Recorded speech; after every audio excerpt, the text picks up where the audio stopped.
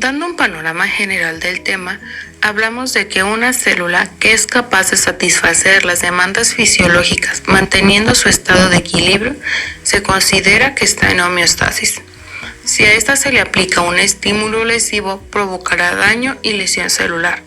Por un lado, si esta es leve o transitoria, podría decirse que estamos hablando de una lesión reversible, en la cual la célula puede volver a su estado original de equilibrio. Sin embargo, si esta lesión es grave y prolongada, se tratará de una lesión irreversible que conducirá a la destrucción de la célula por apoptosis. A la lesión celular podemos definirla como el resultado de un estrés celular intenso que ha sobrepasado los mecanismos propios de la célula para adaptarse. Estas lesiones pueden tener causas diversas, por ejemplo, agentes físicos como traumatismos, radiación y temperatura, agentes químicos como lo son los fármacos, agentes infecciosos como virus y bacterias, reacciones inmunológicas, además de situaciones específicas como la hipoxia e isquemia. Como ya se mencionó con anterioridad, a las lesiones las podemos clasificar en dos tipos, reversibles e irreversibles, dependiendo del tiempo de exposición a la misma y el nivel de gravedad. Más específicamente, en las lesiones reversibles, en una célula normal que es expuesta a una lesión manifestará tumefacción del retículo endoplásmico y de mitocondrias. Una vez pasado el periodo de daño, la célula comienza sus procesos de reparación hasta regresar a su estado de homeostasis original. Por otro lado, en una célula que ha sido sometida por largos periodos de tiempo a un daño grave, estará destinada a la apoptosis por cambios inmodificables en su estructura, como lo son la tumefacción del retículo endoplásmico, rotura lisosomal, hinchazón de mitocondrias, condensación nuclear, así como protusiones de la membrana para pasar por último a un estado de necrosis en el que habrá fragmentación de la membrana celular y del núcleo.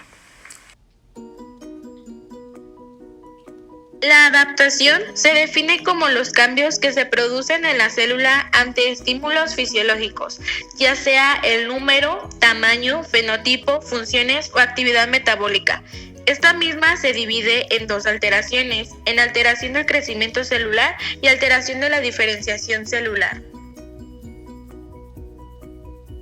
Las alteraciones del crecimiento se pueden producir de una manera congénita o adquirida.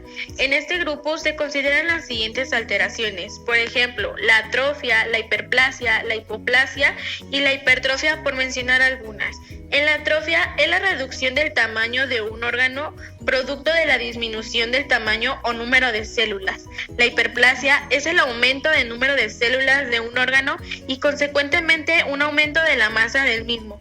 Este evento se produce durante la división celular. La hipoplasia es un desarrollo disminuido del órgano, lo cual desarrolla una alteración funcional.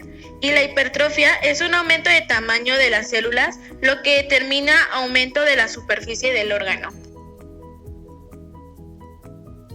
En las alteraciones de la diferenciación celular encontramos a la metaplasia. Se refiere al mecanismo en el cual una célula diferenciada es situada por otro tipo de célula.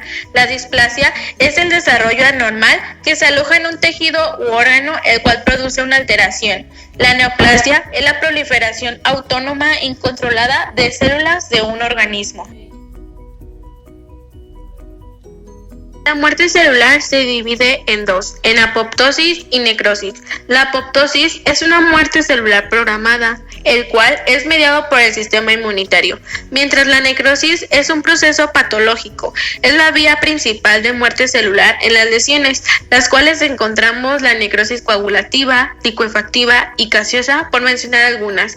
En la coagulativa, este tipo de necrosis se describe como un foco necrótico parecido a un coágulo sanguíneo, mientras la licuefactiva se caracteriza por la digestión de células necróticas, el cual el tejido se transforma en una masa viscosa y líquida, y la gaseosa se caracteriza por un aspecto blanquecino y blando en la zona necrótica.